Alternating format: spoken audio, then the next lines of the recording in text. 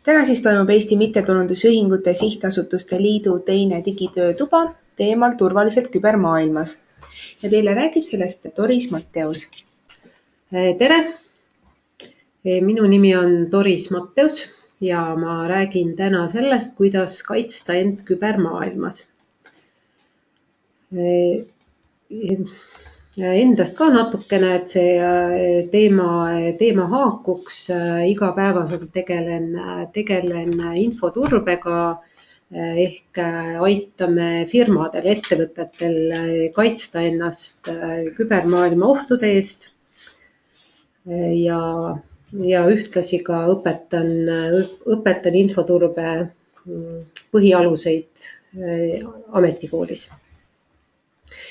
Nii, aga tänase teema juurde.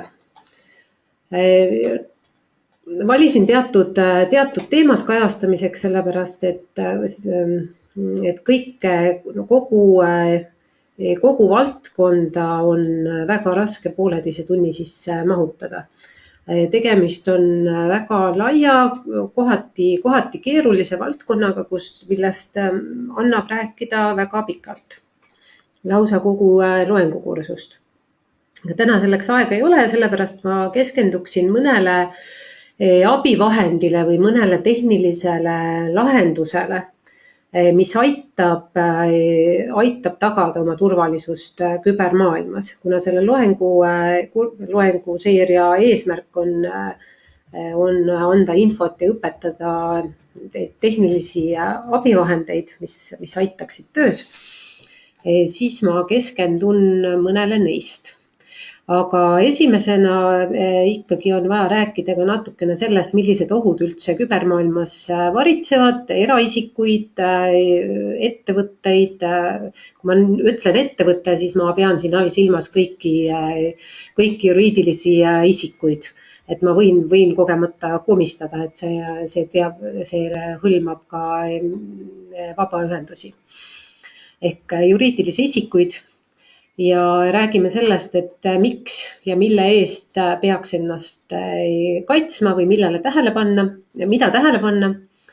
Ja siis räägime natukene mõnest sellisest olulisemast aspektist, milleks siis on esiteks turvaline autentimine, mis on kübermaailmas väga oluline teema. Sealhulgas paroolihaldus tarkvarast, mida väga palju ei kasutata, aga mis aitab lahendada palju probleeme, millest me siin esimeses otsas räägime. Siis räägime sellisest asjast nagu krüpteerimine ja põgusalt ka varundamisest. Ehk et peamine tähelepanu on siiski turvalisel autentimisel, paroolide haldamisel ja krüpteerimisel. Siin on võib-olla mõned keerulised sõnad, aga nendele saab mõne aja pärast vastused. Ma ei hakka praegu neid siin defineerima. Kõigepealt natukene infoturbest ja turvalisusest kübermaailmas. Kübermaailm on natukene teistsugune kui päris maailm, päris füüsiline maailm. Ja sellepärast sellel turvalisusel seal on ka natukene teised omadused või on teised asjad, mille peale peab mõtlema. Seal on päris mitmed asjad on teisiti. Esimene asi, mis on teisiti, on kindlasti nähtavus. Ehk siin võiks tuua näiteks selle, et kui ma kõnnin kusagil pimedal tänaval öisel ajal ja ma näen, et minu selja taha on ilmunud keegi, kes kõnnib minuga sama trajektoori mööda ja keegi, kes näeb kahtlane välja, võib-olla tuleb mulle lähemale, siis ma näen teda. Ma ilmselt kas jooksen minema, valin teise tee, lähen kuskilt uksest sisse või kutsun politsei. Kübermaailmas ma ei pruugi näha, et jah, igasugustes filmides ja seriaalides on tõesti häkkerid sellised poisid, kellel on kapuutsiga pusad seljas ja ja kes istuvad arvuti taga, nad on isegi nähtavad ja siis, kui toimub mingisugune rünnak, siis ekraan hakkab vilkuma, sinna ilmuvad mustad luukered punastes ristatud säärepontidega ja aeg-ajalt tekivad ka heliefektid, aga päriselus see niimoodi ei ole. Ehk et küberrünnakutest või kübermaailmas toimuvast kuritegevusest ja rünnakutest ei pruugi me sugugi üldse teada saada. Need toimuvad vaikselt, me ei näe neid. Keegi ei ütle meile, et ma nüüd tulen. Ja siit me jõuame järgmise olulise erinevuse juurde, on tagajärjed. Ehk kui varas murrab teie tuppa sisse või koju sisse ja varastab ära teleka, arvuti ja juveelid, siis te lähete koju ja te näete, te saate aru, mis juhtunud on. Sellepärast, et teie telekat ei ole enam, teie arvutit ei ole enam ja teie juveele ei ole enam. Samamoodi, kui teil autos sees käiakse ja midagi varastatakse, siis te saate aru sellest, et miski on katki ja midagi on teilt ära võetud. Kübermaailmas see ei pruugi sugugi niimoodi olla. Ehk mis toimub kübermaailmas? Toimub see, et näiteks kohati võib juhtuda küll, et on arusaadav. Ehk et kui ikkagi häkkerite tegevuse või rünnaku tulemusena juhtub selline asi, et mõni teenus ei ole kättesaadav, näiteks internetipank ei tööta või Delfi on kättesaamatu, või Facebook ei avane, siis see on arusaadav. Aga tegelikult ei ole ka teada, kas tegemist oli rünnakuga või tegemist oli lihtsalt rikkega. Kuigi see rike juba läheb ka infoturvalisuse alla, millest ma kohe varsti räägin. Aga näiteks see juhtum, kus teilt on midagi varastatud kübermaailmas, teie arvutist on varastatud teie paroolid, teie Dropboxi kaustast on varastatud mingeid andmeid või tehtud seal muudatusi, teie võib-olla sellised isiklikud pildid on lisaks teie arvutile veel kellegi teise arvutisse jõudnud, siis te ei pruugi sellest üldse aru saada. Te ei pruugi väga kaua aru saada. Ehk et mõne hinnangu järgi, et väidetavalt ühe sellise tavapärase küberrünnaku või sellise infolekke leidmine võtab aega, ehk et need pahavara jõuab toimetada keskmiselt 6 kuud ennem, kui ta üldse avastatakse, et mingi probleem on. Ehk siis see maailm on natukene teistsugune ja päris samamoodi läheneda ei saa. Et sellepärast ei vasta ka tõele see arvamus, mis on üsna levinud, et mul on nii väike firma või mina olen nii tavaline inimene, et kes mind ikka ründab. Et siit tulebki see kolmas oluline erinevus, ehk kuidas need rünnakud toimuvad. Võtame selle sama varguse näite, korterivarguse näite. Varas tuleb sisse, 1 varas, 2 varast, võib-olla 3 varast. Aga võtame niimoodi, et 1 varas, see on hea näide. 1 varas tuleb sisse, ta toimetab, ta varastab teie teleka, teie arvuti, teie juveelid. Samal ajal ta ei saa varastada Haapsalus teie sõbranna juveele. See ei ole füüsiliselt võimalik, see sama inimene. Aga küberpätid saavad seda teha, ehk et nad võivad täpselt samal ajal varastada teilt, varastada sõbrannalt Haapsalus ja võib-olla kolleegilt, kes asub hetkel New Yorgis. Ehk see on võimalik ja on võimalik ka väga paljudelt inimestelt korraga varastada, sest see ei ole enamus probleeme, mida tavainimesed ja väikefirmad võrgus, kübermaailmas, millega nad kokku puutuvad, ei ole üldse neile suunatud. Ehk et need ei ole suunatud ründed, need ei ole eraldi selleks, et otsida Doris Matteuse arvutiketastelt pilte või tema Facebooki kontot, vaid need on automatiseeritud ja väga laiad ründed. ehk et see on oluline sellepärast, et ei arvaks, et kedagi ei puutu see teema. Et see ei ole midagi, mis on ainult suurte firmade ja just suurte firmade teema või siis mõne suure poliitiku teema, kelle postkasti tahetakse häkkida. Ehk et see turvalisuse teema ja kuidas käituda kübermaailmas, see puudutab tegelikult kõiki. Millest me siis räägime selle turvalisuse all? Ehk et praegu, kuna me ei võta siin ainult nagu eraisikust ei räägi, et siis mis on need asjad, mida on vaja kaitsta üldse?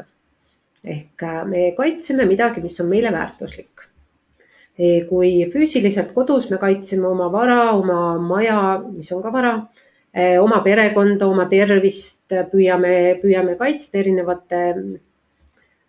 moel, siis kübermaailmast rääkides me samamoodi me kaitseme oma vara, lihtsalt see vara ei pruugi alati olla füüsilisel kujul. Me tegelikult räägime kõikidest asjadest, mis puutub infovarasid, informatsiooni ehk alates andmetest, on need siis isikuandmed, majandusandmed ehk finantsandmed, mingisugused muud olulised asjad. Lõpeta siis teenused, võib-olla vabaühendustel, ma ei tea, kui palju on neid teenuseid, et see ei ole kindlasti kaugeltki välistatud, aga neid teenuseid, mis sõltuvad seadmetest ja võrgust. Aga teenuste all me mõtleme näiteks seda, et mul on ikkagi, kui internetipanka on vaja kasutada, et ma pean, kui see on minu teenus, mida ma elektrooniliselt pakun või veebis pakun, e-teenus, siis ma pean seda kaitsma. Siis seadmed, igasugused sidekanalid, tarkvara, riistvara, andmekandjad, dokumendid, kõik, millel on mingi väärtus. Natukene teooriat veel. Et tegelikult see ei olegi väga teooria, ehk et selle slaidi peal on kolm komponenti, millest infoturbe puhul räägitakse, ehk et mis on see, mille peale peab mõtlema. Seepärast, et lisaks sellele, et see on suurte firmade teema, see mind ei puuduta, lisaks sellele on tihti ka arvamus, et minult ei ole midagi varastada, mul ei ole midagi salajast, ehk et kohati loetakse selleks, mida tuleb kaitsta ainult oma privaatsust. Ehk mingeid asju kaitstakse parooliga, mingeid asju ei panda lihtsalt avalikult välja, et need on sellised küsimused, millest rohkem räägitakse. Aga tegelikult seal on kaks aspekti veel, mis kindlasti ükskõik millise ettevõtte või ühingu puhul on väga olulised. Ehk et tegelikult me tahame, et kõik see, mis meil on need siis andmed, failid, pildid,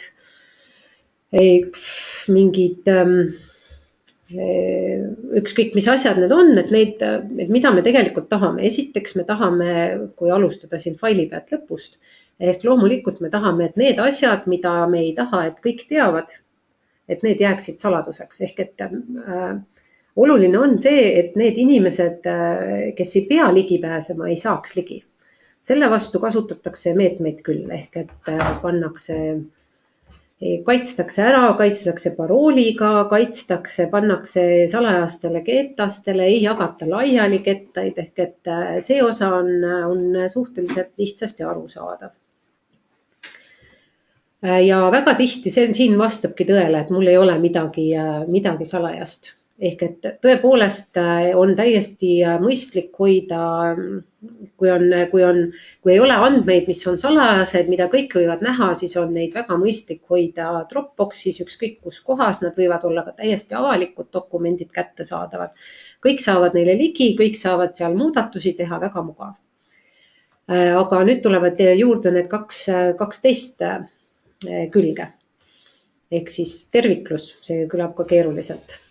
aga tegelikult see on see, mis puudutab nende andmete täielikkust ja õigsust.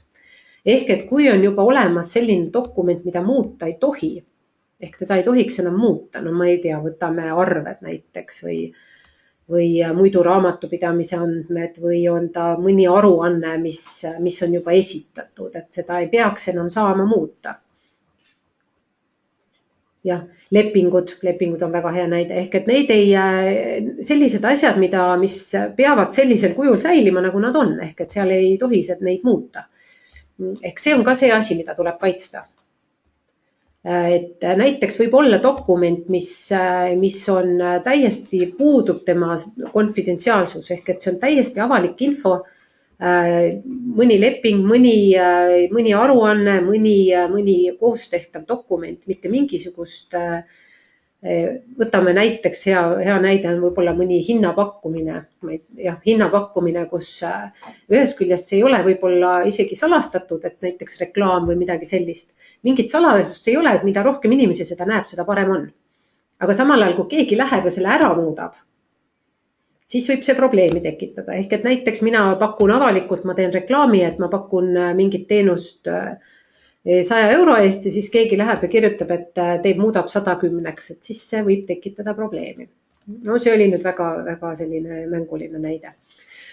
Ehk siis oluline on ka andmete hoidmine sellisena, nagu nad olema peavad. Ja kolmas asi on käideldavus. Ehk et tegelikult kõik need dokumendid, kõik dokumendid on kõige parem näide lihtsalt, mis ükskõik kus kohas hoitakse, neil on ikkagi üks põhiline eesmärk on see, et nendega on vaja midagi teha, neid on millekski vaja.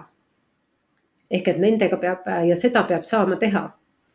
Et see kõik võib õudselt salajane olla ja kõik võib olla hästi kindel, et midagi muuta ei saa.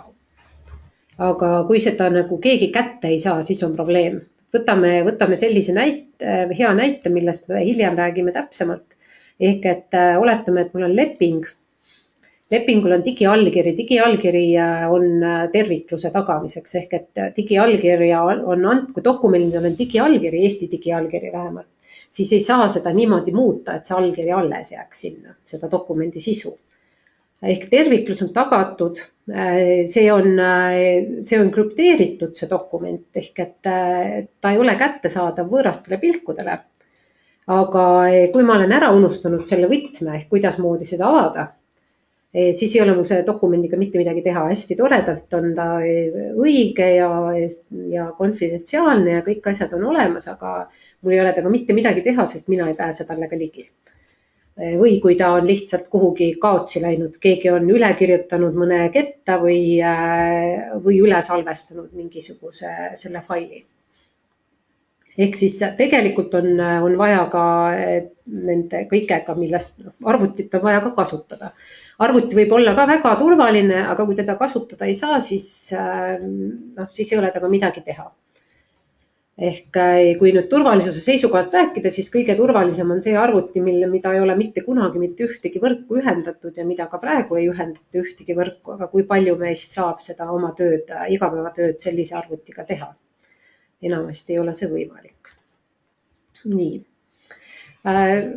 Nüüd natukene lühidalt räägiksin ka mõnest sellisest näitest.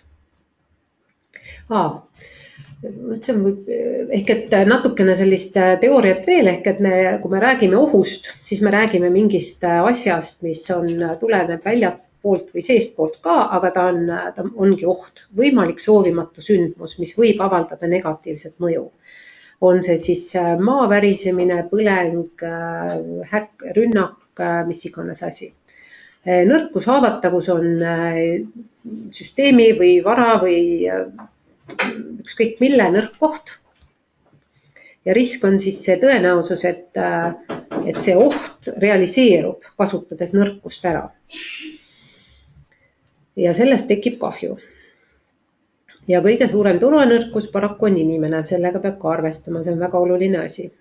Ehk väga palju rünnakuid toimuvad tänapäeval ka just nimelt läbi tavalise inimese ja tihtipeale need on ka sellised rünnakud, mis ongi väga selgelt mitte ühele inimesele suunatud, aga võib-olla ühele suurele ettevõttele, aga see, kelle kaudu rünnatakse, on näiteks selle ettevõtte raamatupidaja, sekretär, kes iganes. Nii, aga natukene veel sellest, et mis ma tahaksin näidata.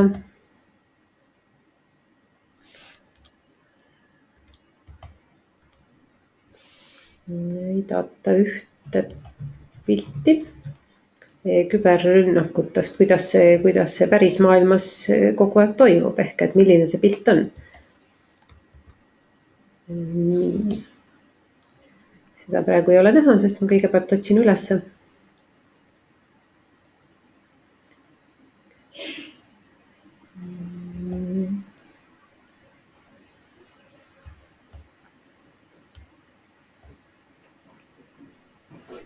Ehk siis siit pealt on näha kõiki reaalajas, kuidas toimuvad rünnakud. Neid on erinevaid kohti, kust neid vaadata, aga see on päris muljetavaldav tegelikult, kui palju neid pidevalt on. Nii, nüüd slaidide juurde tagasi. On mõned lingid, mis on sellised head näited minu hinnangul sellest, et kuidas täiesti tavainimesi puudutavad tegelikult rünnakud ja need ei pruugi isegi alati olla rünnakud, et ega tegelikult seda probleem on ka selles, et kui lihtsalt miski lihtsalt ei tööta, see ei pruugi olla rünnaku tagajärjel, see võib olla lohakuse tagajärjel, see võib olla tehnilise rikke tagajärjel, et need on ka need, mis meid kõiki puudutavad. Ja miks need kõik asjad pahad on, kui teie arvutid millekski ära kasutatakse? Et pahavara võib igasugust asja teha. Varastada salasõnu on olemas, ma tean, et on olemas ka mitte pahavara, vaid lihtsalt tarkvara, millega on võimalik registreerida neid klahvilööke klaviatuuril ehk et tuvastada, et mida inimene arvuti taga kirjutab parajasti. Aga sama saab teha ka salasõnadega ja need on ka olemas pahavara, mis põhimõtteliselt loeb kõike infot ja kuidas seda salasõna kirjutatakse ikka niimoodi klaviatuuri pealt, et siis saab seda infot ka varastada. Igasuguseid konfidentsiaalseid andmeid saab varastada, muuta saab olulisi andmeid, arvuti üle saab täielikult kontrolli võtta ja saab panna arvuti töötama kurivaravõrgus, igasuguseid kontosid saab varastada, kõik salasõnu, delikaatseid kirju, fotosid, mingisugust probleemi sellega ei ole. Te ei pruugi isegi aru saada, et see juhtub. Nii, aga nüüd natukene enda kaitsmisest. Ehk tihtipeale on esimene asi, mida tehakse, mis on suhteliselt tuntud, on mõne viirusetõrje tarkvara allalaadimine, paigaldamine ja kasutusele võtmine. Sellest ma täna eraldi rääkida ei taha, sest neid viirusetõrje tarkvarasid on erinevaid. Igaüks, mõnikord tuleb arvutiga midagi kaasa, kellelgi töö juures soovitatakse või kasutatakse midagi. Infot selle kohta on guugeldamisel võimalik leida väga palju. Ehk igaüks ise valib, kas ta tahab, millist tarkvara ta soovib, kas ta tahab seda kasutada ainult ühes seadmes või mitmes, kas ta on valmis selle eest maksma. Ma sellest nagu ei räägi, sest viirusetõrje puhul tavaliselt inimesed ise midagi erilist ei seadista, et sellest ei ole midagi väga näidata. Aga miks viirusetõrjest ei piisa? Väga lihtsad põhjused. Viirusetõrje esiteks viirus ei tule niimoodi, või pahavara ei tule ja ei ulata oma visiitkaarti ehk et mina olen tere, mina olen pahavara, palun lase mind sisse. Et loomulikult neile pahavara loojad on huvitatud sellest, et viiruse tõrje seda ära ei tunne. Ja alati on olemas uus kurivara. Ehk et viiruse tõrje ikkagi põhineb enamasti sellel, et tuvastatakse see, et kas tegemist on pahavaraga mineviku põhjal. Ehk et vaadatakse oma andmebaasist, kas tegemist on pahavaraga või ei ole ja siis vastavalt sellega käitutakse. Aga kui on täiesti uus pahavara, siis seda viiruse tõrje ei tunne.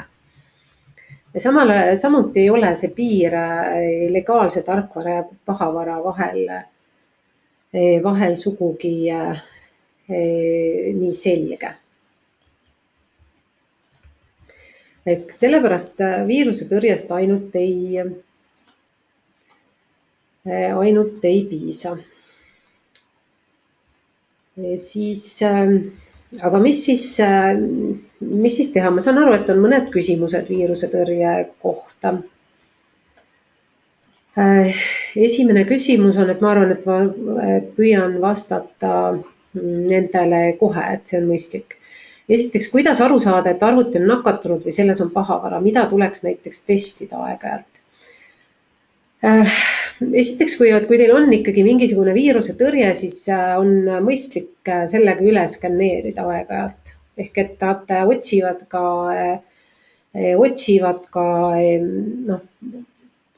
vaatavad seda arvutit üle, et need võimalused on neil olemas. No, hea küll, tavaliselt, eks ju, nad püüavad need probleemid ennem kinni, aga siiski. Teine asi, mida tuleb alati jälgida, mis vastab ka kolmandale küsimusele, et alati tuleb uuendada viiruse tõrje tarkvara. Ehk et see, kui teie viiruse tõrje tarkvara on aasta tagasi uuendatud, siis ta tõesti ei pruugi üldse enam aidata. Ehk et tõsi, viiruse tõrje püüab kinni umbkaudu 40% ainult pahavarast. Aga 40% on oluliselt suurem hulk kui 0%. Ehk siis esimene asi, mis annab märku tavaliselt on see, et mingid probleemid on, mingid tõrked, arvuti on aeglane või ta mingisuguseid asju ei tee või on mingisugused anomaaliad. Ehk et tavaliselt arvuti kasutaja kasutab arvutit üsna ühtlaselt iga kord. Ehk et tegelikult on võimalik aru saada, et kui tekivad kahtlused ja siis lasta selle sama tarkvaraga või otsida mõni muu ja lasta sellega lihtsalt üle vaadata, et kui tekib see kahtlus. Siis teine küsimus oli selle kohta, et miks peaks tarkvara uuendama, et ma sellele tegelikult vastaksin ka ikkagi eraldi, ehk et see ei käi ainult viiruse tõrje tarkvara kohta, see käib kõige tarkvara kohta, et miks on vaja uuendada. Sellepärast, et programmid, esiteks tarkvara ei ole kunagi, eks ju, ta on valmis kasutamiseks, aga sealt pidevalt otsitakse ja leitakse muu hulgas turvaauke. Ehk see on täiesti, tundub, et miks seal peaksid olema turvaaugud, aga isegi kui osta uus korter, siis seal on mõned probleemid võivad tekkida, et need tarkvarad on ikkagi päris keerulised ja kunagi ei tea ka, mis on need kohad, kust just keegi hästi tark pahalane leiab sellise nõrga koha. Ehk et alati rünnatakse ikkagi neid nõrku kohti. Osad neist on teada, osad neist ei ole teada, neid ikkagi avastatakse järjest. Ja sellepärast ongi neid uuendusi vaja alati paigaldada, mitte küll ütleme kõiki ei pea paigaldama, aga neid, mis puudutavad turvalisust, neid on küll mõistlik paigaldada kõikidele tarkvaradele. Sellepärast, et väga suur osa nendest uuendustest siiski sisaldavad turvapaikasid, ehk et see probleem, see turvanõrkus lahendatakse selle muudatusega ära. Kui te neid ei paigalda, siis need nõrkused jäävad alles ja neid saab ära kasutada. Sama asi kehtib viiruse tõrje puhul. Ehk Aga viirusetõrjega on see, et viirusetõrjed enamasti ta võtab, kui ta saab lisaks seda infot, et mis asjad on viirused, mis asi on viirus. Ehk et see infobaas, see andmebaas uuendatakse. Ehk et ongi see sama olukord, et kui te ei ole aasta aega oma viirusetõrjet uuendanud, siis te ei räägi mitte sellistest tänase päeva seisuga 0 päeva kurivarast ehk et sellest, mis on täna mõeldud välja, vaid te räägite lausa terve aasta lõikes, terve aasta peale sellest, mis on tekkinud. Sellepärast, et teie viirusetõrje ei tea. Kui ta oleks uuendatud, siis ta teaks. Siis jah, on tulnud ka kommentaar, et alati võib pöörduda IT-spetsialisti poole, kui on kahtlus, et arvuti turvalisusega ei ole päris kõik korras. Jah, just see on väga hea mõte alati. Et kui on spetsialist käepärast, siis tasub küsida spetsialisti käest. Ma ei julge viirusetõrje tarkvarade nimesid võib ju tuua, aga neid plusse ja miinuseid ehk et ma mõtlesin selle peale, et kas seda peaks kajastama, see on kahtlemata huvitav. Aga selle kohta on väga palju tegelikult infot olemas ehk et lihtsalt minu peamine soovitus guugeldage. Parim viirusetõrje inglise keeles, ükskõik mis keeles. Mina valisin viirusetõrje omale selle järgi, et ma paningi guugeldasin Best antiviirus 2016 ja sain hulganisti edetabeleid ehk et mille järgi saab valida. Et ma arvan, et on mõistlikum on seda infot ise vaadata, et see ei ole väga keeruline. Ja loomulikult kasutada mitmeid allikaid, mitte ainult ühte, eks ju. Ehk et sealt on väga palju selliseid tehnika ajakirju ja portaale, kes neid edetabeleid ja hindamisi teevad. Et sealt selle põhjal saab päris hea pildi, mis on turul olemas, mis plussid, miinused millelgi on, et see on väga mõistlik. Nii. Ja küll. Aga nüüd natukene nendest teemadest, mida saab enda kaitsmiseks teha, mis on sellised mitte tehnilised võtted, aga mida me tegelikult kõik kasutame. Esimene neist on autentimine. Autentimine on tegevus, mille käigus inimene masinale tõestab, et ta on just tema ja mitte keegi teine. See on täiesti tavaline tegevus, kus me sisestame näiteks oma postkasti sisenedes kasutaja nime ja salasõna. Ehk see on autentimine, ID-kaardiga autenditakse, ehk et see on see tegevus, kus ma tõestan, et mul on õigus ligi pääseda sellele keskkonnale. Ehk siis esiteks selle käigus antakse teada, et mina olen mina, on see siis näiteks sisestades kasutaja nime, sisestades ID-kaardi, sisestades oma mobiilinumbri ja isikukoodi ja seejärel siis tõestatakse, et ma tegelikult olen see inimene. Ehk see käib samamoodi, ega ütleme füüsilises maailmas on suhteliselt samamoodi, et minnes panka mingit tehingut tegema. Esiteks tuleb öelda, et kes ma olen ja teine asi tuleb tõestada, et see olen tõesti mina, eks ju, isikut tõendava dokumendiga. Veebis on isiku tõendamine käibki erineval viisil, et seda võib täpselt, Eestis võib seda täpselt samamoodi teha ID-kaardiga või mobiil-ID-ga, digi-ID-ga, aga on ka väga palju selliseid keskkondi, kus see võimalik ei ole. Seal toimub see tavaliselt kasutaja nime ja salasõnaga. Ehk siis kui rääkida nendest tõenditest, mis esitatakse oma isiku tõendamiseks, siis neid on ka mitut liiki. Ehk et esiteks miski, mida sa tead, PIN-kood, salasõna, mis iganes seda laadi asi. Miski, mis sul on, pangakaart, ID-kaart, miski, mida sa oled, ehk et biomeetrilised tõendid, sõrmejäljed, vikerkesta mustrid, klaviatuuril tippimise viis. Aga loomulikult probleem on selles, et neid saab varastada. See on ka ainukes põhjus, miks me sellest praegu räägin. Ehk siis kõiki neid identsustõendeid on tegelikult võimalik varastada. Mõnda lihtsamini, mõnda on keerulisem varastada, aga see on võimalik. Jah, sealjuures ka sõrmejälgi ja vikerkesta mustrit. Ja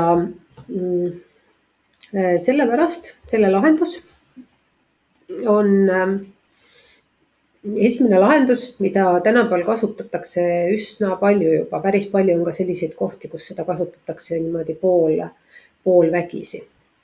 On kahefaktoriline autentimine, selline keeruline nimi, aga sisu on väga lihtne. Ehk et küsitakse kahte asja.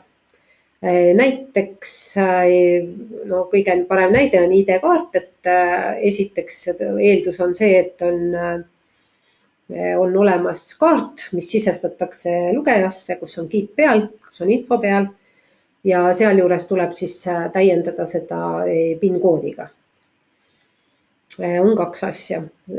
Teine variant on selline, mida ma pärast selle paroolihalduri puhul näitan, on ka see,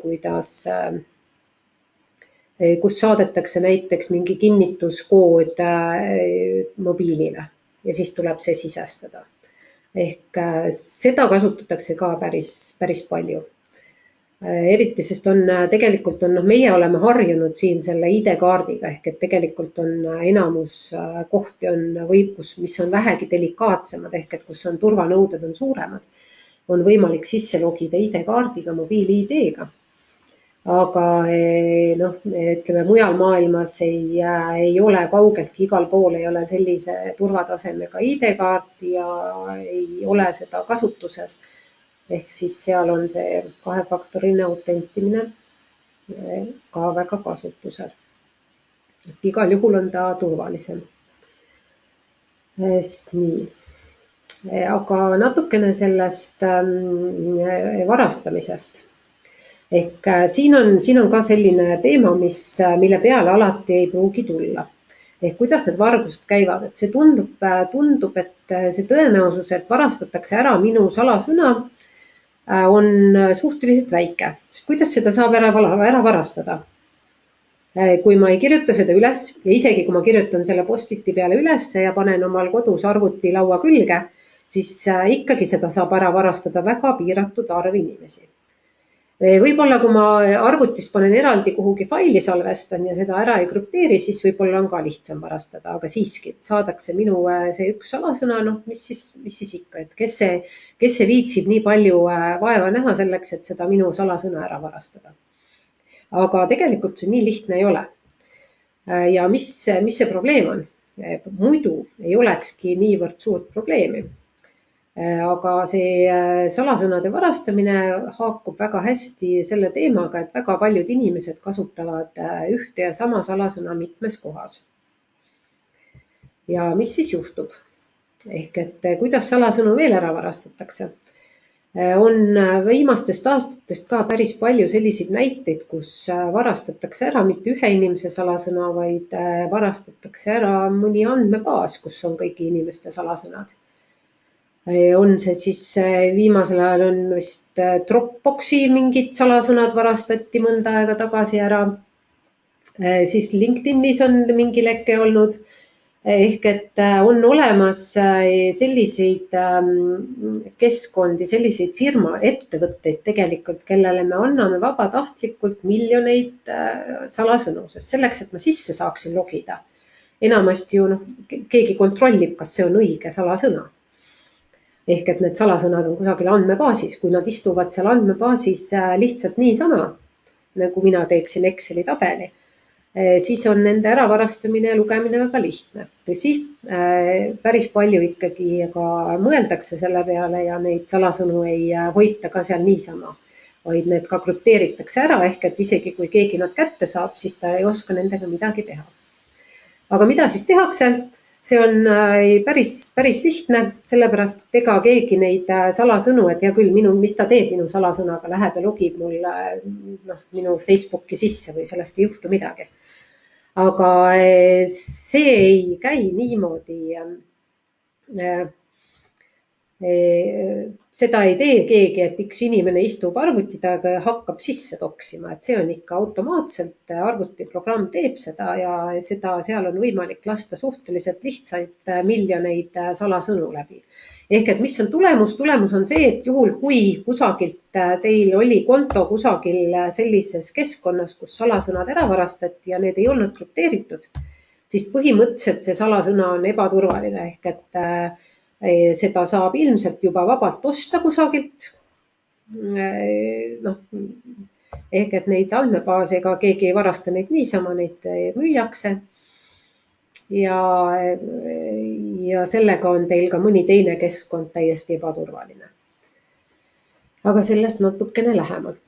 Ehk siis see on see varastamise pool, mis tundub, et kui suur tõenäosus see ikka on, aga on küll olemas.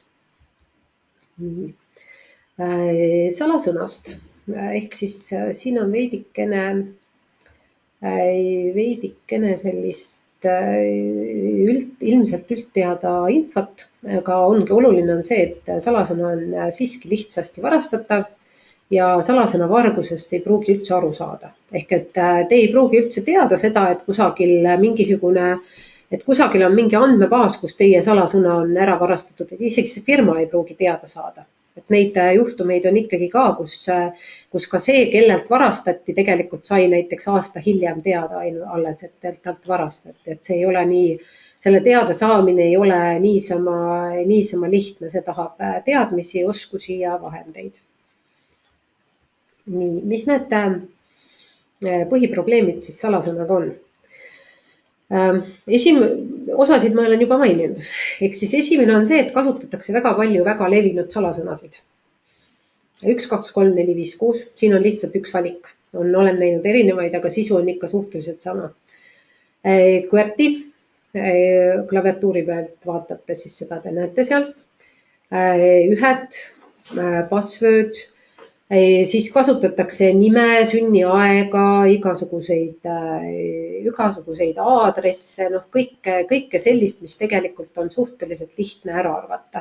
Jälle ei tohi unustada, et see äraarvaja ei ole inimene, kelle jõudlus on suhteliselt väike, vaid see on arvuti, kes tegelikult suudab neid analüüse viia väga kiiresti läbi. Siis teine probleem on korduv kasutamine, sellest ma rääkisin, siin on paar näidet ka, 68 miljonit Dropboxi salasõna lekkisid. Tõsi, need olid krüpteeritud, aga neil vist ei olnud see võti väga hea. See algoritm ei olnud väga hea. Ehk siis siin on LinkedIni salasõnade lekkimisest juttu ja neid on veel. Ja siis kolmas probleem on nende ebaturvaline edastamine ja sisestamine, et sellest natukene võib praegu rääkida. Ehk et mida tehakse, antakse oma salasõnu edasi, näiteks saadetakse e-kirja teel. E-kiri põhimõtteliselt on nagu postkaart. Ehk et te peate arvestama sellega, et paremal juhul saab seda lugeda ükskõik keda lihtsalt, kellele see jõuab. Seda te tegelikult ei saa liiga hästi kontrollida, mida teeb see inimene, kellele te selle saatsite ju. Ja kehvemal juhul on ükskõik kellel kõrvalt võimalik teadmiste ja oskuste puhul seda sisu näha. Ja teine asi on see sisestamine ehk et jälgige, kuhu te sisestate oma salasõnu, sest kohati ei ole see ka turvaline ehk et tegelikult on võimalik täiesti pealt kuulata seda, või pealt vaadata ja saada kätte see info, et mida te sisestasite ja leida sealt need salasõnad, et see ei ole keeruline. Nii, ma nõuetest ei räägi sellepärast, et muidu seda saab ise lugeda, see ei ole midagi uut. Aga mis siis need nõksud on? Ehk et probleemid on üles loetletud, aga mis on need lahendused? Lahendused on esiteks, mida pakutakse välja sellise lahendusena on see, et mitte kasutada salasõnu, vaid kasutada pikemaid fraase. Sest nagu te isegi siit näete, et kui 9-märgilise salasõna murdmine võtab aega sekundeid, aga juba 14-märgilise murdmine on peaaegu võimatu, siis salafraasid on need, mis võimaldavad teha ühest küljest selle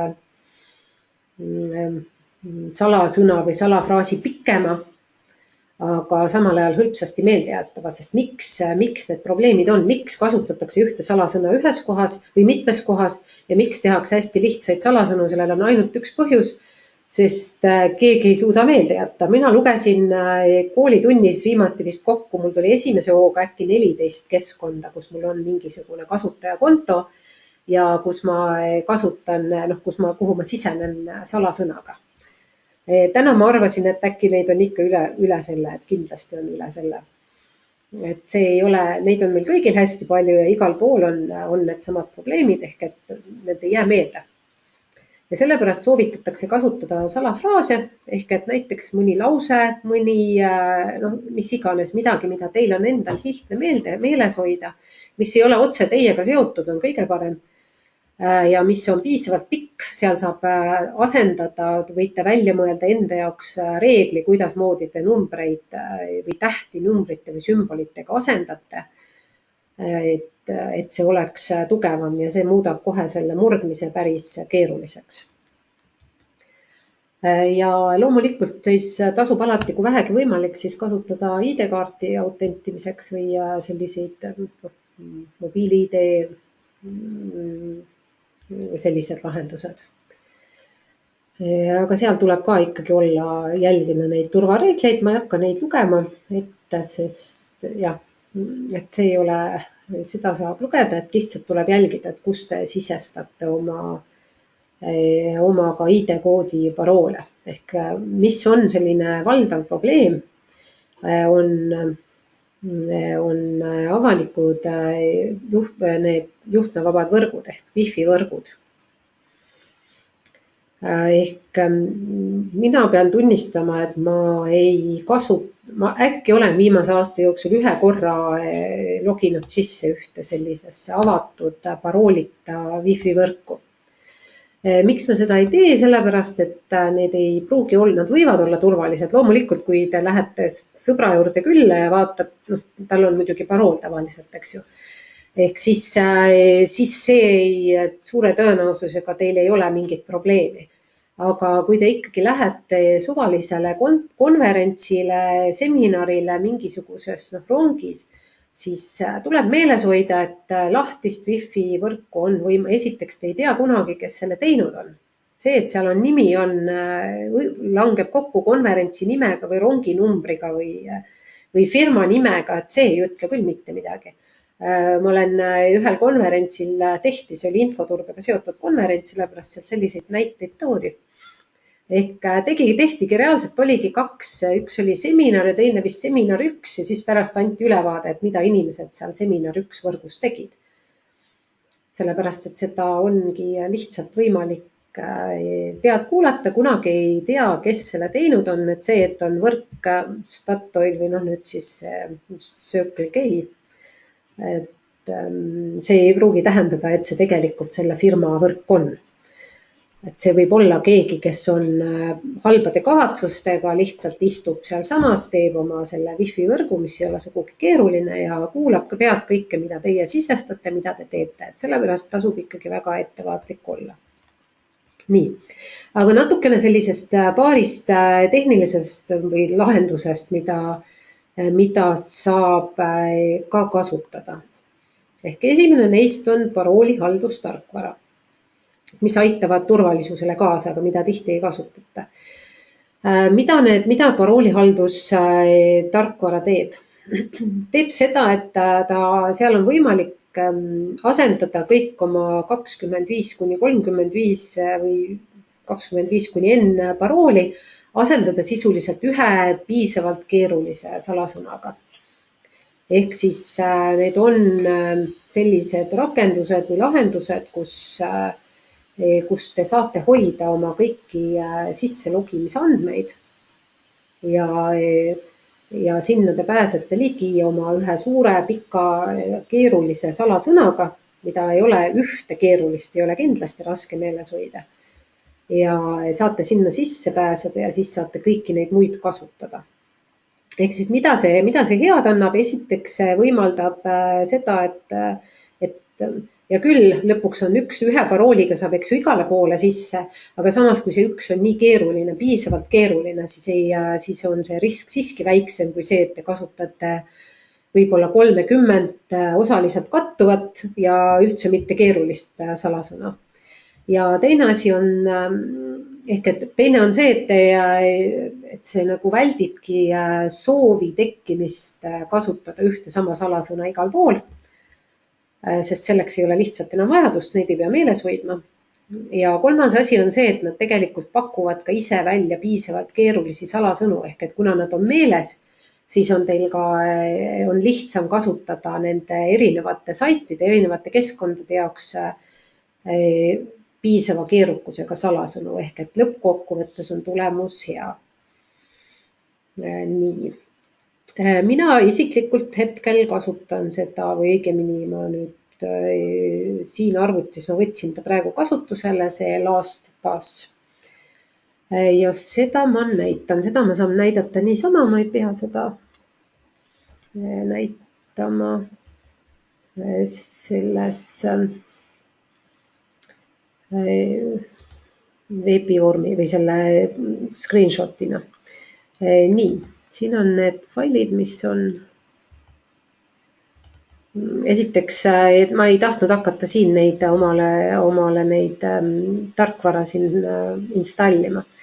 Ehk siis siin on üks ekraanipilt, see paistab ilusti, eks ju. Üks ekraanipilt, kus on siis näha, et mis ma olen juba teinud siin, ehk et registreerisin ennast kasutajaks. Väga lihtne, siin mingeid keerulisi asju ei olnud, väga vähe infot tuli esitada. Ja siin sai võtta omale, ehk et ta on siin selles brauseri juures istub nüüd ja siit saab edasi tegutseda. Et see ei olnud üldse keeruline, et ma arvan, et seda ei pidanud näitama, ehk et me pigem näitaks neid programmi enda võimalusi. Nii, ja küll siin on üks veebileht olemas. Panen selle kinni, teen lihtsalt uue lahti. Ehk siis, mis variandid siin on? Esiteks, nii. Siin ta on, nüüd ta ei avane mul. Ta ei ole veel.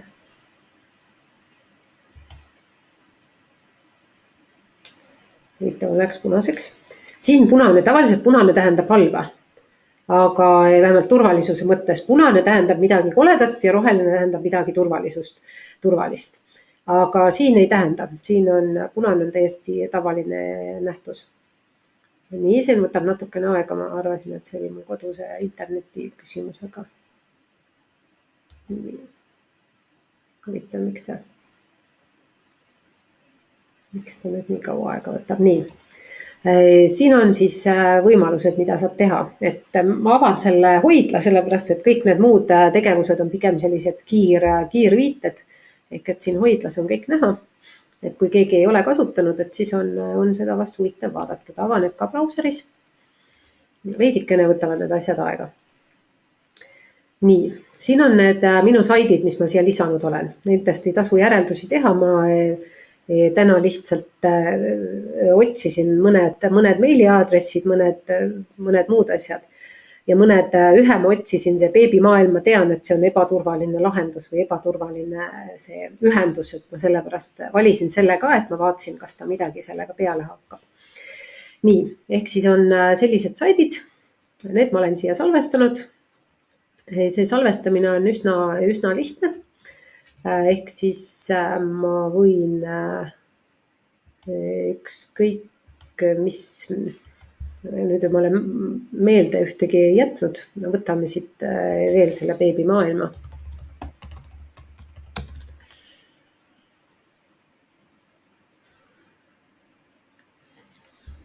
Ehk siis põhimõtteliselt see käib üsna lihtsalt, ehk et registreerite näiteks kasutaja omale ja siis, kui te sisestate logite sisse esimesel korral, sisestate oma need kasutaja nime ja salasõna, siis ta viskab siia ette kohe sellise akna, kus ütleb, et kas ma salvestan selle ja kui vajutada jah, siis ta salvestub siia täpselt samamoodi, et seal ei ole midagi keerulist. Ja nüüd saab siis igale poole siin minna. Saab, eks ju, need käivitada.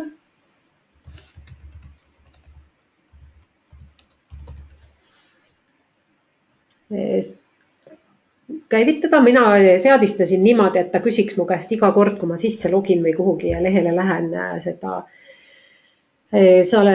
peamist põhisalasõna, sellepärast et mulle meeldis see turvalisuse see pool.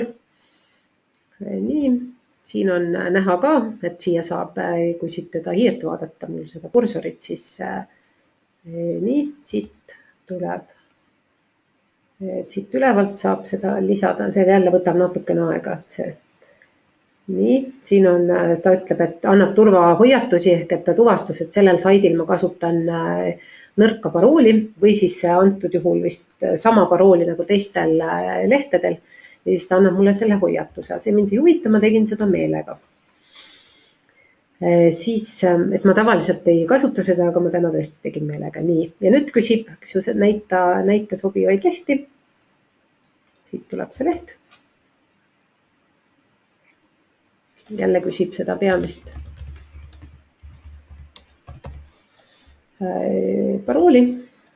Oleks võinud selle praegu ära jätta, aga kuna ma nii. Ja nüüd ta sisestab siia, nagu näha, sisestab selle parooli ja salasõna ja parooli, mis tal on seal sees. Mis saab väga lihtsasti sisse logida. Ehk ei pea neid paroole meelde jätma. Nii. Mis siin veel oli sellist huvitavat, miks mul need paroolid sellised imelikud on, et mulle meeldis, esiteks neid seadistusi leidis siit kontosätetest. Siin oli see koht, mida mina guugeldasin, et ma näitan seda ka, et see võib olla kasulik. Ehk et ma tahtsin, et iga kord, kui ma sisse login, et ma ei pea, muidu on niimoodi, et kui ma välja logisin, siis pärast seda ta küsis seda põhi- ja salasõna. Aga ma tahtsin, et iga kord ta küsiks, kui ma sisse login kuhugi. Ja siis ma leidsin selle üles ehk et show advanced settings ja siin all on koht, kus saab ehk et ta küsib uuesti salasõna, seda üldist salasõna ja millistel puhkudel ta küsib. Ehk et kuna ma ise otsisin seda guugeldamise kaudu, siis ma näitan, mulle ei leidnud esimesena ülesse. Ehk et ta näitabki sel juhul, kui ma tahan sisse, siin on neid veel tegelikult. Ehk kui tahan kuhugi sisse logida, siis ta küsib seda. Mis siin oli sellist asja veel, mis siin oli tore minu meelest. See on küll natukene selline minu jaoks lõbustav hetk, aga ikkagi oli äge vaadata. Siia saab panna ka lisada turvalisi märkmeid, mida te tahate, et keegi ei näe. Vormitäited, neid ma ei lisanud, sest ta ma ei kasuta ehk et samamoodi, et siia saab lisada igasuguseid, kui te mingit e-poes näiteks neid pikki aadressi andmeid lisate ja kõiki muid asju, et siia saab need vormi tuua ja siis nad iga kord lihtsalt nupuvajutusega sinna õigesse kohta panna. Aga mis oli selline on see turvavõistlus. Siin on kohati mõne koha peal on halb eesti keele tõlge mõnes kohas, aga see ei ole nii hull vast.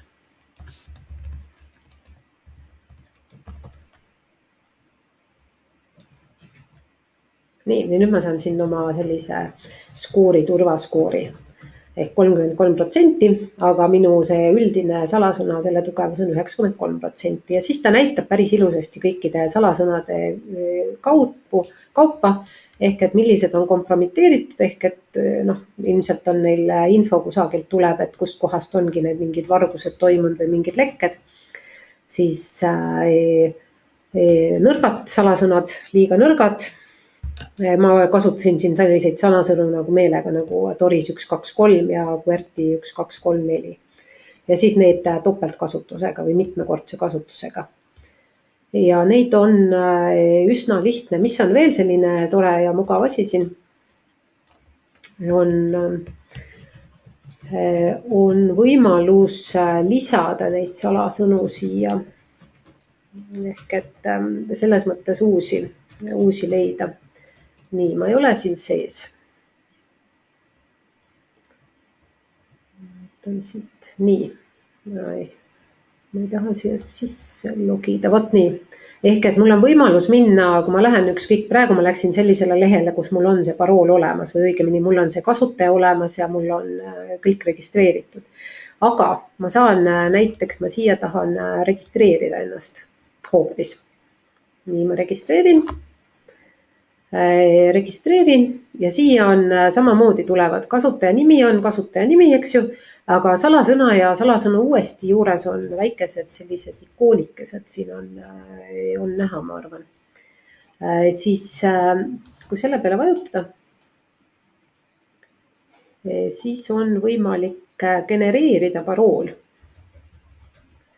Ja siia saab nõudeid ka esitada, ehk et kui pikk ta on, kas seda on lihtne öelda, kas seda on lihtne lugeda, väiksed, suured tähed, ehk et mis asju kasutatakse.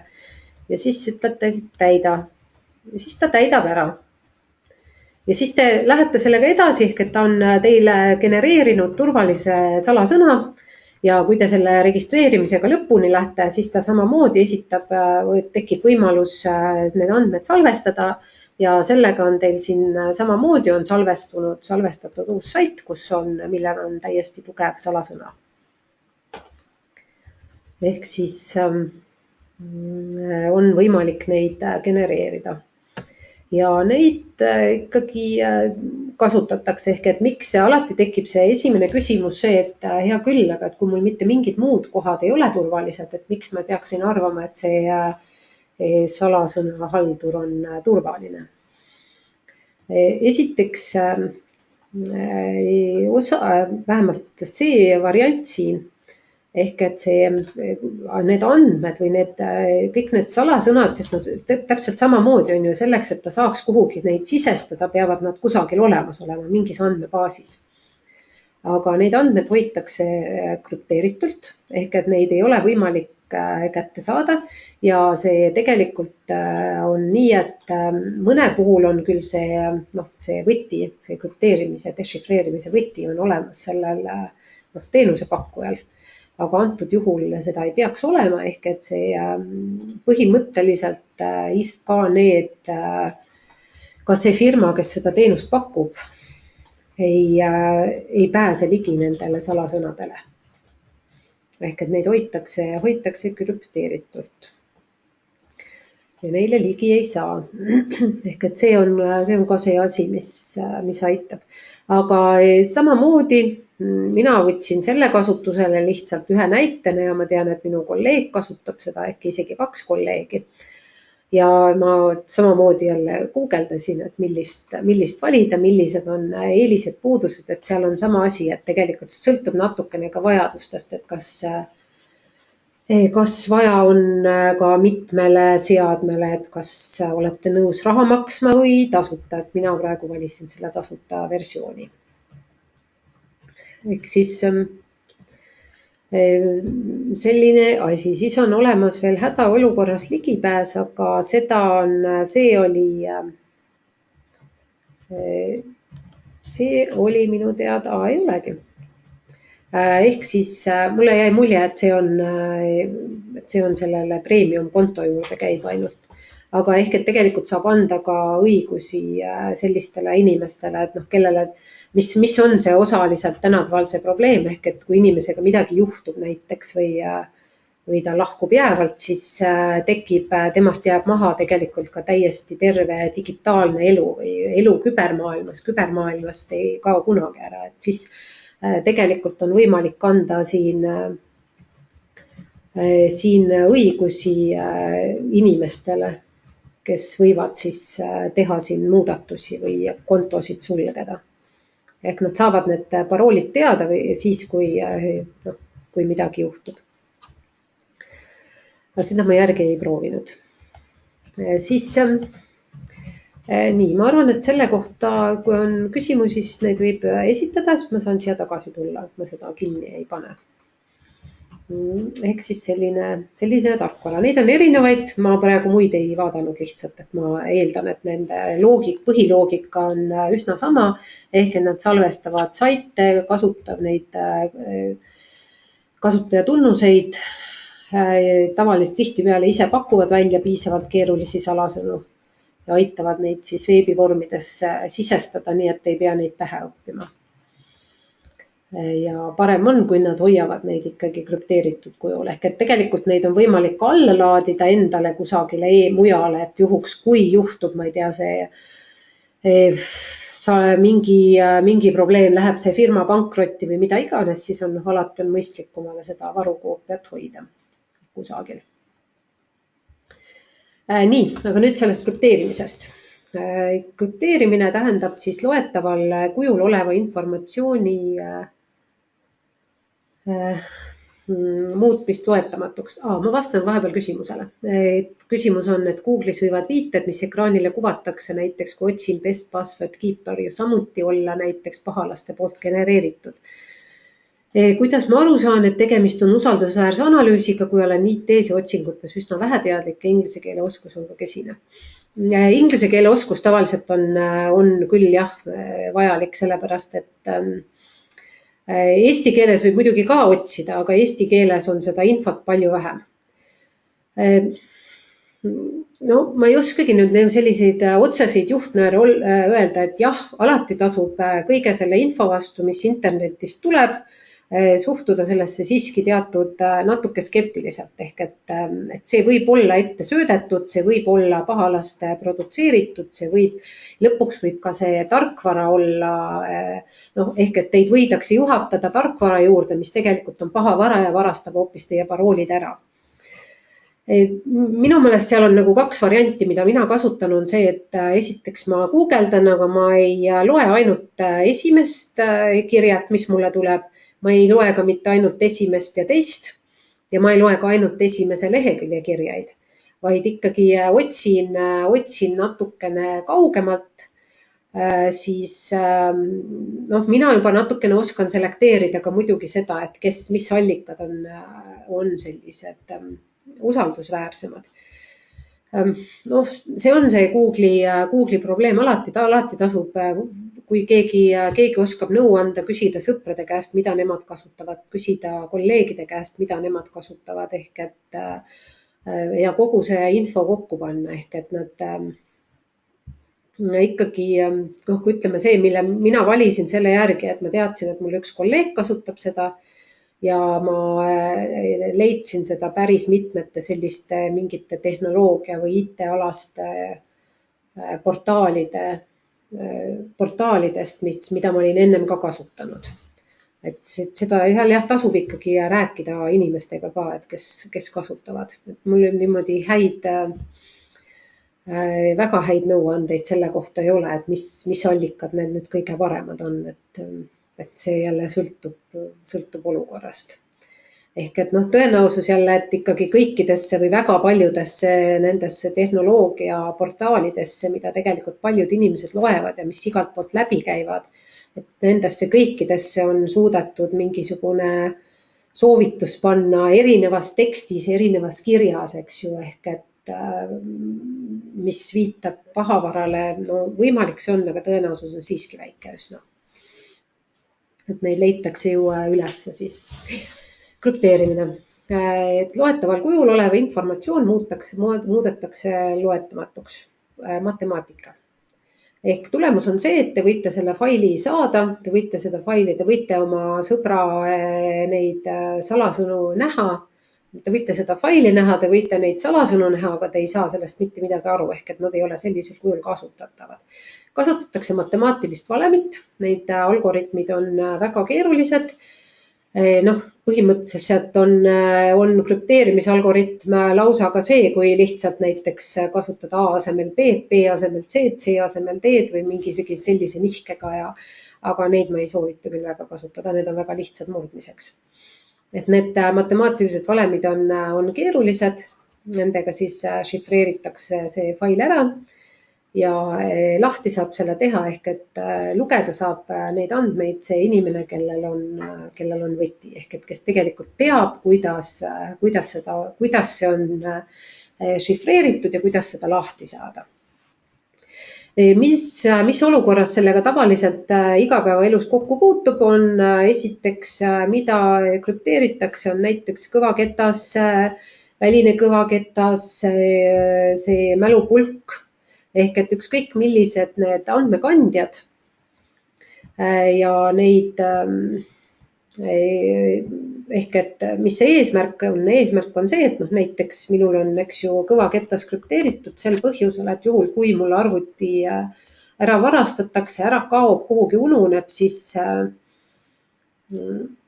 ei saa sellega tegelikult neid andmeid kätte, ilma et oleks olemas seda võtit, mis on väga pikk. Ja mina saan selle lahti, aga keegi teine ei saa. Sama asja tehakse näiteks ka, eks ju, mälupulkadega, kus ikkagi tihtipeale infot edastatakse, kantakse ühest kohast teise mälupulga peal, aga ta on oht, et kaob ära, mida iganes temaga siis juhtub. Siis võrguliiklust ehk et võrguliiklust krüpteeritakse, et siin see turvalised ja ebaturvalised leheküljed ehk et HTTPS, see lõpp seal tähistab turvalist ja seal on see võrguliiklus on krüpteeritud ehk et olge ettevaatlik oma igasuguste kontode tegemisega sellistesse keskkondadesse, kus on lihtsalt HTTP. Tavaliselt see brauserid juba tänapäeval näitavad ära ka, et on ebaturvaline ühendus. Ja siis on kolmas asi on see, millest ma nüüd lähemalt räägin, on transpordi krüpto ehk mille vahendid meil on kõigil olemas. Praegu on see küll natukene keerukam, aga eks ta läheb jälle lihtsamaks. On andmete krüpteerimine selleks, et neid transportida ühest kohast teise. ID-kaardiga käib.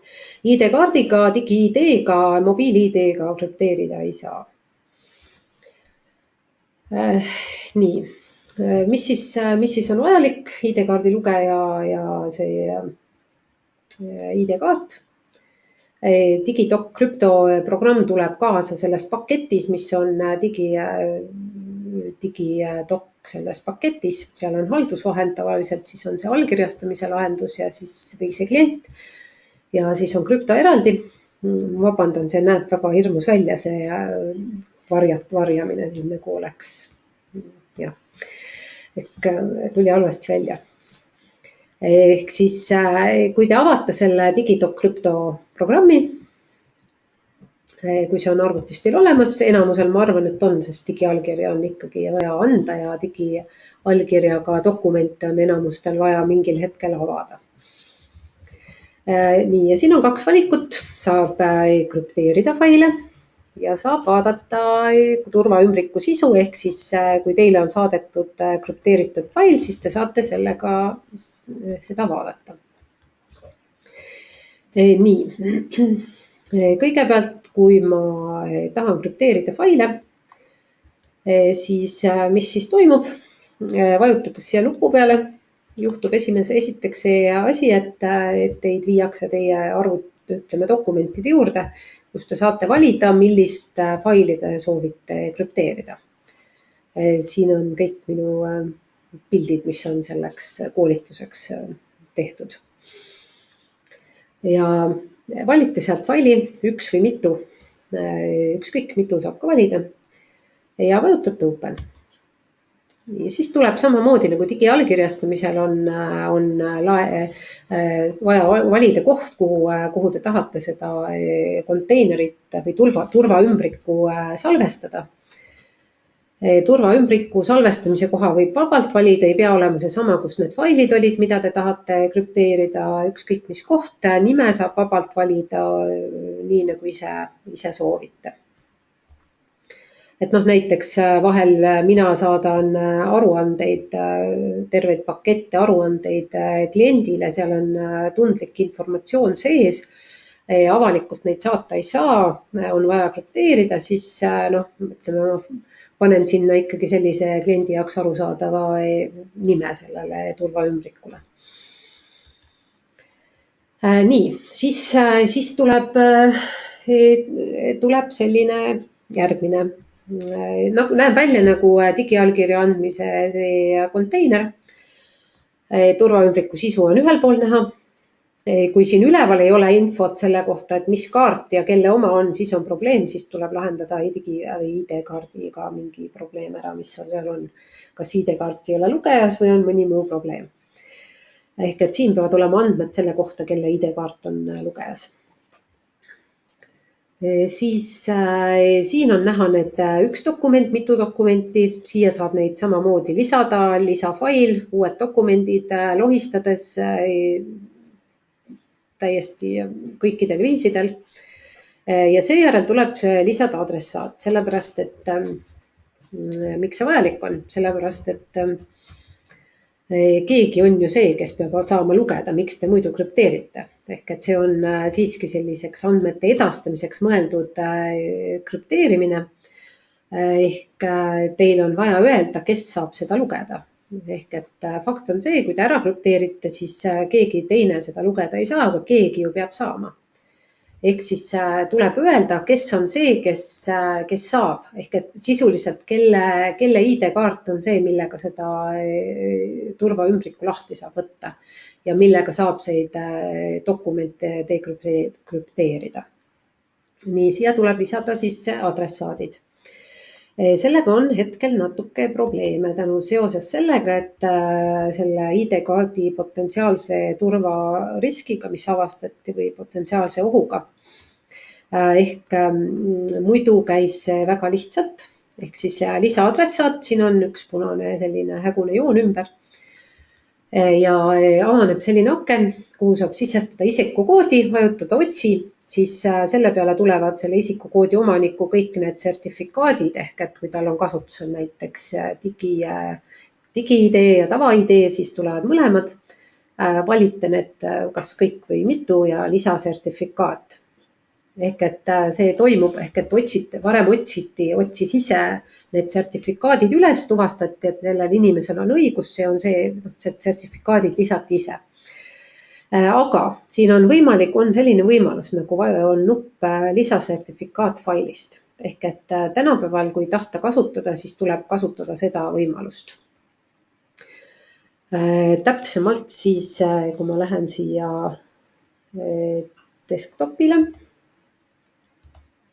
sellel desktopil on mul üks ekraanipilt, ehk et kuidas seda sertifikaati saada. Ehk et see, kellele te tahate teha seda ligipääsetavaks, seda dokumenti, peab saatma teile oma sertifikaadi. Ehk siis mida ta selleks tegema peab? Minema oma digidoc sinna ID-kaardi haldusvahendisse, vähemalt see on üks võimalus, väidetavalt on neid muid, ma otsisin selle ühe. Ehk saab sertifikaati vaadata ja seda sertifikaati saab ka omale salvestada ja selle saab saata. Jah, salvestamine tuleb järgmisena, nii, ja siis saabki järgmine liigutus ongi. Kui see inimene on teile oma selle sertifikaadi saatnud, siis minul õnnestus see ilusti lisada. Ehk et siia tuleb panna lisasertifikaat failist ja tuleb otsida üles see fail, kuhu teda salvestasite ja lisate selle sertifikaadi. Natuke keerulisem on ja tulemus on selline. Turvaümbrikul on sisu ja adressaadid. Mis on veel oluline on see, et juhul, kui te tahate ise seda sama dokumenti kunagi lahti teha või õigemini pärast, siis on mõistlik ka ennast sinna lisada adressaadiks. Ehk et kui teie pole adressaadi real või selles kastis, siis teie ise ka seda dokumenti lahti ei saa. Ja siis saab vajutada nupule dekrüpteeri ja sisestada PIN 1 ja ongi korras. See dokument on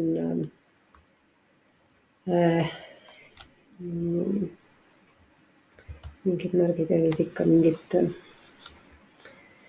Ehk siis on PIN 1-ga saab selle lahti dekrüpteerida. Või õigemini krüpteerida ja pärast dekrüpteerimine toimub siis ka, on vaja ID-kaarti ja seal on vaja sisestada PIN 1 ja siis on korras asi. Mida tuleb meeles hoida? Esiteks See on kasutatav transpordiks ehk et sel juhul, kui te tahate saata kellelegi mingit salajast infot, mida te kindlasti ei taha, et keegi teine kätte saab või siis keegi teine sellele ligi pääseb. Näiteks saadate kellegi ühisele meiliaadressile midagi või saadate mõnele ebaturvalisele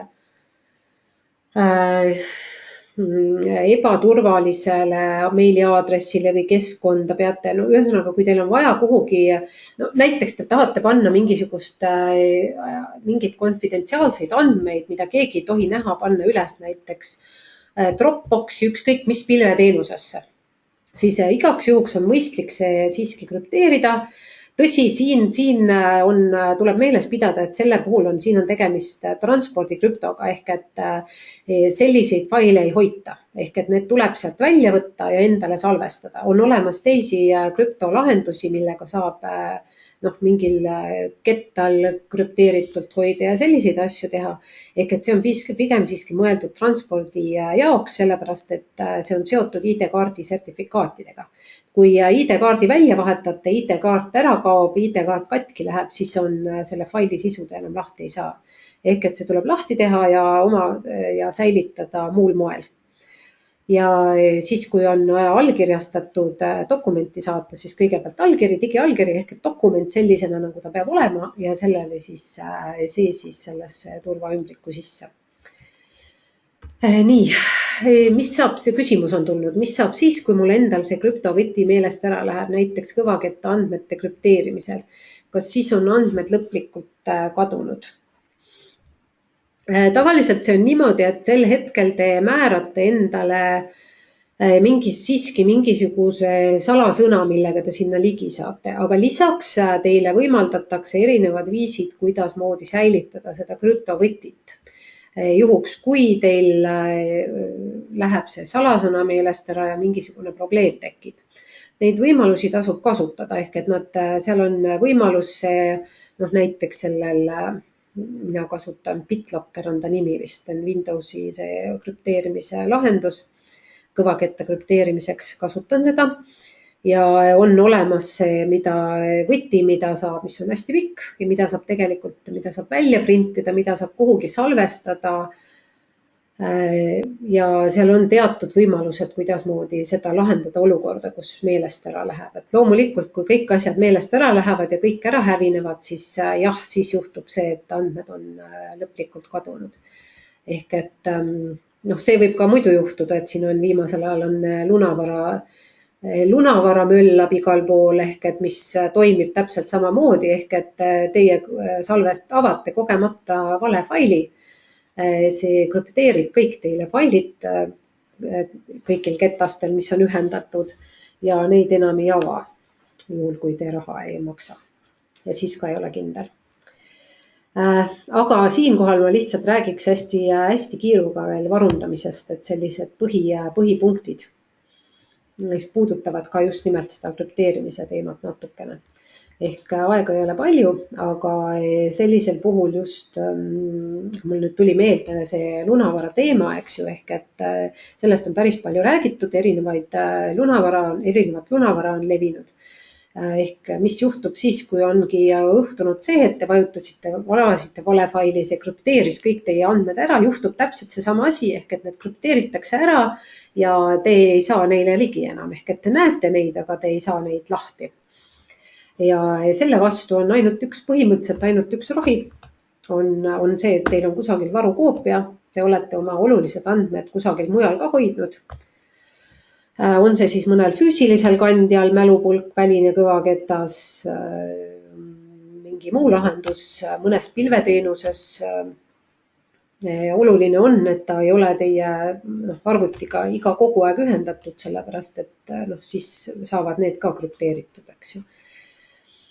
Ehk siis ega selle varundamisega muud ei ole, ehk et see on nagu mõistlik on seda teha, ehk siis hoida koopiat.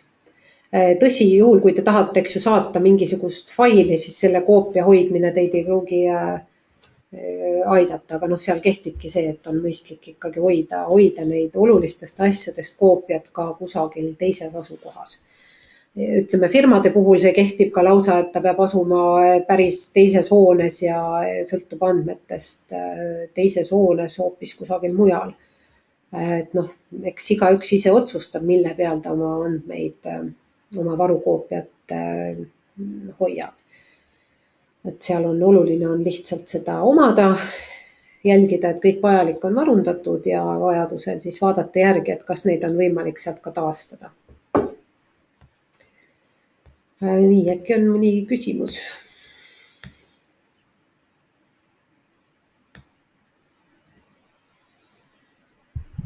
Kui teil on küsimusi, siis võite need meile teile saata.